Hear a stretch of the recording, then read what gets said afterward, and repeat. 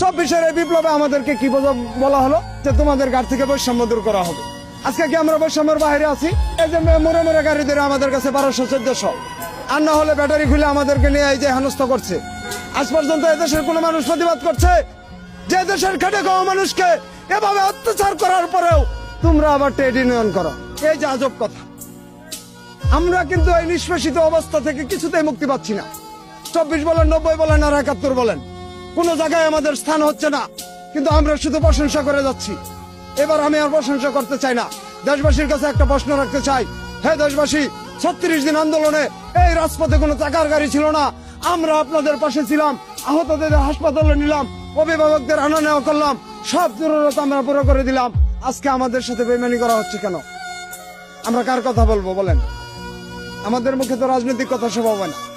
কোন রাজনীতি নেতা তো আমাদের জন্য কিছু করেনি, তারা তো আমাদের জন্য কিছু বলেনি।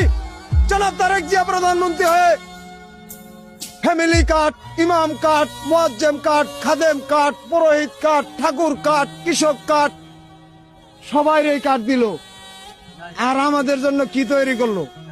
আজ পর্যন্ত কোনো কেউ শুনছেন যে এই 3 চাক্কা চালকদের জন্য একটি কার্ড ব্যবহার করা হবে 70 বছর পরে যেন তারা ভিক্ষা না করে? শুনছেন আপনারা কেউ?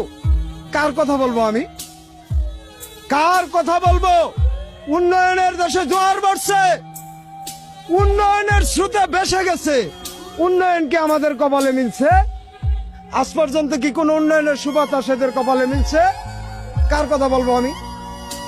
এখন আমি আমার নিজের কাছে প্রশ্ন করছি যে কি করলাম আমি 90-এ এরশাদ বিরোধী আন্দোলন করে, কি করলাম আমি 24-এ বৈষম্যের বিরুদ্ধে আন্দোলন করে। আমরা আন্দোলন করে জীবন দেই, ফায়দা লুটে ডক্টর ইউনূসেরা। ফায়দা কারা লুটে?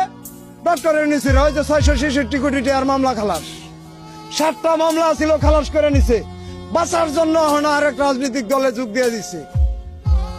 আমাদের জন্য কিছু করছে? সংবিধান থেকে বাদ দিয়ে জুলাই সনদ কারা রেখছে?